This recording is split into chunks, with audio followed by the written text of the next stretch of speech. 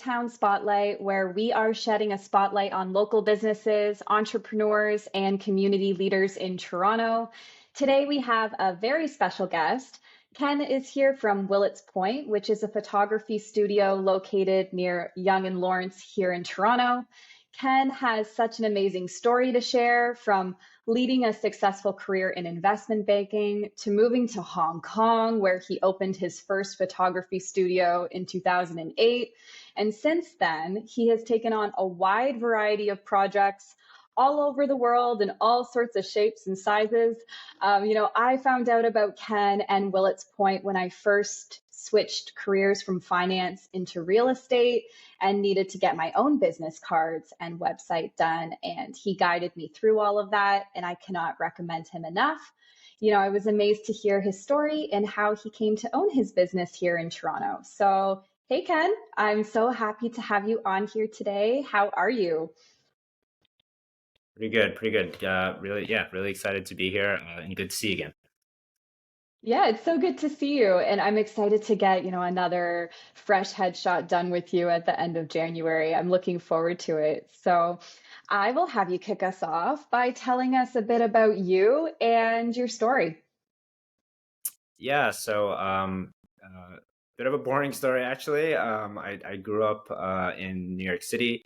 I grew up in Queens, and straight out of university, as you mentioned, I went to work on Wall Street. That was my first job, summer internship. Worked there for a few years. Met a very interesting Canadian who ended up being my wife, and we buggered off to Hong Kong for a number of years. And in Hong Kong, that's where I've had most of my professional career so far. So stayed in the finance industry and investment banking for a number of years there. But 2008 came, which was the big financial crisis, and that's when I took some time off. At that point, I just wanted to kind of take some time to myself and figure out what the next step was. That ended up being a little less than a year backpacking, just taking the opportunity that I was never able to, having gone to a big firm straight out of college. And of course, when you travel, you take lots of pictures. So I bought a fancy camera.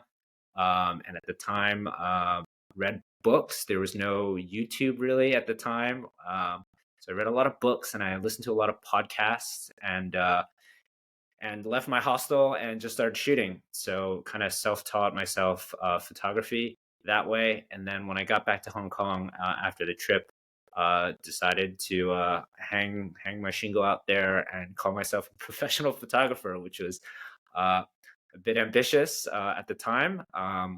And yeah, and that's sort of how the story started. And since then, I've been photographing for about 15 years or so.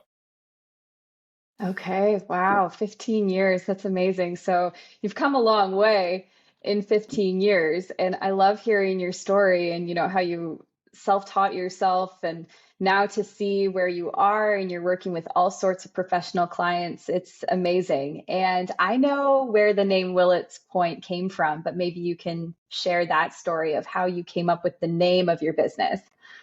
Yeah, so it's a little bit of an inside joke. So Will's Point, I think sounds pretty generic, and that was sort of intentional. But there's only really two reasons why anyone would hear that name. Number one, if they're a Mets fan like I am, so that's where the Mets play in Queens, New York. But the inside joke is that like no one would ever visit there unless you're going to go watch a baseball game, because there's nothing but junkyards and industrial land there. So I thought it would be kind of funny to make something that kind of sounded generic, but if you're either a Mets fan or you're from Queens, you would know exactly what Willets Point is, and that's pretty much how I came up with it.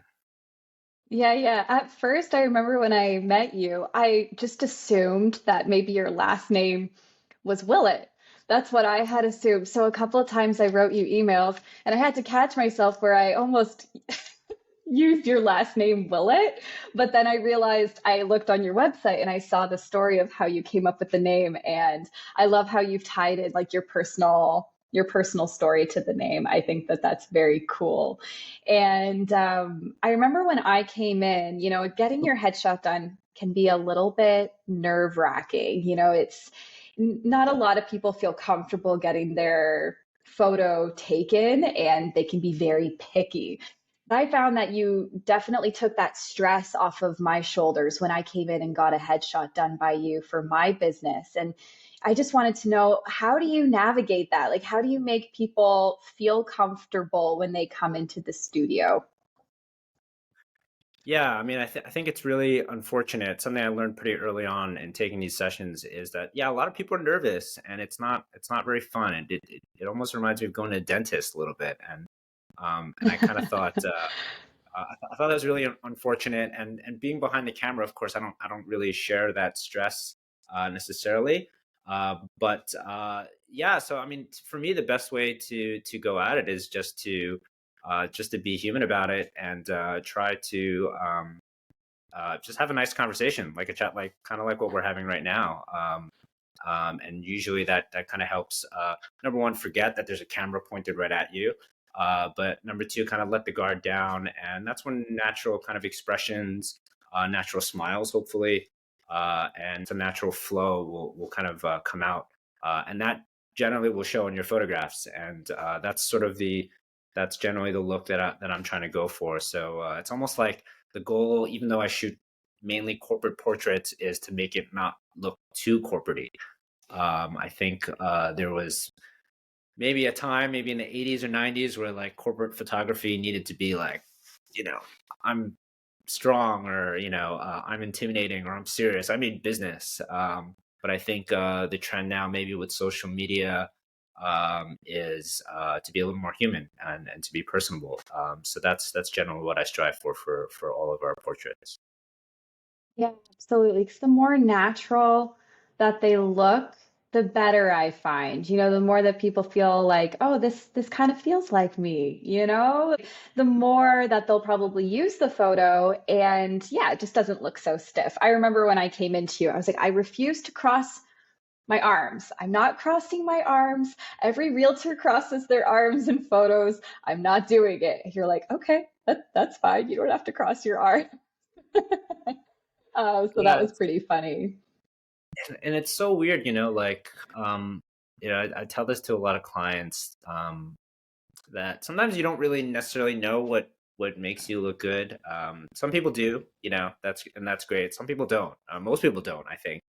And so the ability to try different things, and then to kind of look at it on the computer screen, and pick, which one you think looks the best, I think is, it's a huge ability, when you're trying to look the best, right? Because the photo's probably going to be used for a long time. Hopefully, you don't do it for another couple of years, and so you want something that you're really happy with, as opposed to something that like you kind of cringe every time you see it.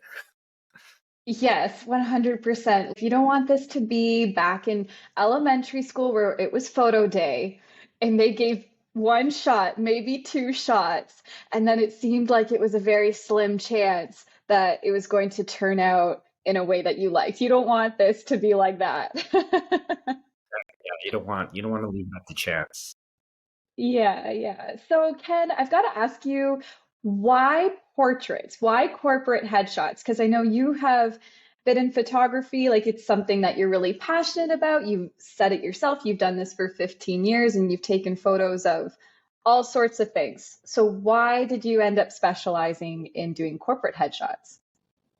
So I think, so portraits for me is the most fun, because I get to meet new people every day, and meeting people and interacting with them is a lot more fun than photographing like a wine bottle on a table. So I've kind of, early in my career, I've kind of done my share of that. I've done my share of lots of different types of photography. But the intimacy and that connection, when there's just kind of a photographer and a subject, for me, that's what keeps it interesting. The lighting, backgrounds, set all that stuff is fun as well. I can be quite technical when it comes to that. That sort of connection and getting to know new people every day. A lot of people don't have that opportunity in their work, so that's something that I try to really kind of be have gratitude for. Um, there's I kind of look at some careers or some jobs as it's going to sound really cheesy, but touching people's lives. Like I think doctors, real estate agents, they're involved in huge life decisions. Restaurant owners, these are people that where families come into their place of work and they get to deal with them. And I think that's a really special thing as opposed to if you're at an office and you don't see that many people every day, like I'm not knocking that at all, but to me that's a little bit less special in terms of who you can kind of come across and who you can connect with during your workday. Yeah, absolutely. And it's something that can really make your life feel more complete when you're helping people and being a part of their life. So I can definitely relate to that because that's why I went into real estate too. And what would you say is the most challenging part about being in the photography industry? Um, so it's actually related to working with a lot of people. It says when you work with a lot of different people, you have a lot of different personalities, and they're not necessarily going to be exactly like yours. So you're gonna have bad days where maybe the person that you're working with don't quite see eye to eye on the way something should be shot or stylistically, and so being able to sort of adjust and understand where people are coming from, that's probably the biggest challenge. I think that's a challenge for any job that involves working with different types of people, which is most jobs. So it's not necessarily unique to photography, but it is. I think it is unique in the sense that generally when I'm taking a photograph of somebody, we're kind of on the same team. We're trying to work together to get the best look out of you. So that can be a little bit of a challenge, but it's something that I kind of relish in too because if I can get a great photo out of somebody that I have like zero in common with, I think that's a pretty cool thing. Happens most of the time, not all the time, but generally we're pretty happy when we get a great outcome. Yeah, yeah, absolutely. What options are available to your clients? Maybe you can walk us through some different options they can choose from. Yeah, so my clients are generally either like a corporate. So I would go to a company's office and photograph 10, 20, 30 people in a day. Um, or they would be maybe an individual that's starting a new job, or maybe they got asked by their company to go get their own headshot. So like a single individual typically would come to my studio to do a session. So there are two general options for that. So our first one, the most popular one, is an express package, where you probably just need maybe one look, one photo to update your profile, and that generally will last about 30 minutes. And in the end, we'll try and pick the best two shots, which we'll then retouch. Their second package is an all-purpose package, which would have two looks. So maybe you want one that's a little more formal, maybe with a tie, jacket, that whole thing. And then maybe one a little bit more casual. We can take off the tie, do a change of outfit, maybe shoot a little bit more natural light, so that you have two different looks that maybe you use for different platforms. Some people like to use one for the company, one different one for LinkedIn. So that all-purpose package would be the one for that person. Absolutely, because you don't always want to use the exact same photo for all of your marketing. Maybe when you're on Instagram, you want to have a different feel. Maybe you want to um, relate more to your friends and your family or your followers, and then you might use a different one for, say, your business card, right? So that's great that you offer those Exactly. options. And for your clients that come in and maybe they don't know, you could walk them through making that decision, right?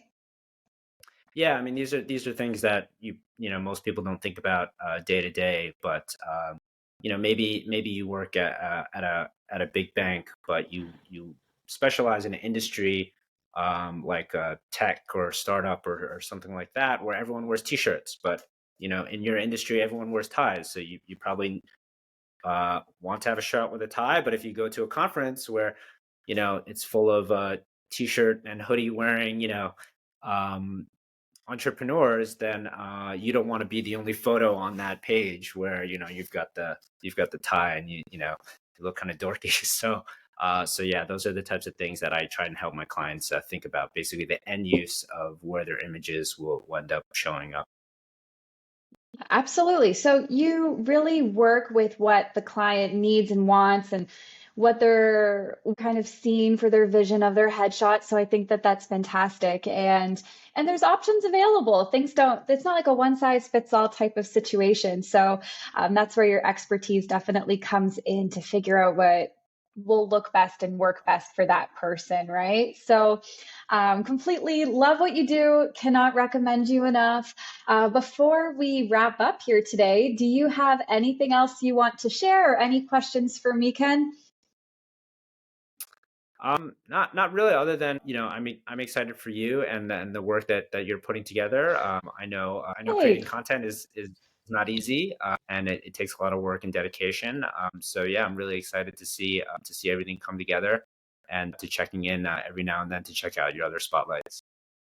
oh, awesome. Well, thanks so much for saying that. I really appreciate it. Doing these spotlights really is the highlight of my day. It's super fun, and especially when it's a business that I support. So Ken, maybe you can share where can people find you if they want to hear more about your services? Yeah, so the two places that I generally hang out on are, of course, on my website, willetspoint.ca, and also on Instagram. Kenneth Lim Photo is my handle there. Amazing. Okay, well, thank you so much for sharing your expertise and providing background on what you do as well as your story. I will be providing links to his website where you can find his projects. I cannot recommend getting a professional headshot done enough. It's an investment and it keeps benefiting you, like Ken and I both mentioned, for a long time to come. Hopefully, you don't have to get one done again very soon after you have it. And for our listeners, once again, I have been chatting with Ken from Willets Point in Toronto, and I'm Natalie Graham, your Keller Williams Leaside Realtor and Park Bench local leader. So excited to have this interview up on the website for all of you to enjoy, and stay tuned for our next episode. Thanks so much, Ken. I'll see you soon. Thanks, Natalie. Looking forward to it.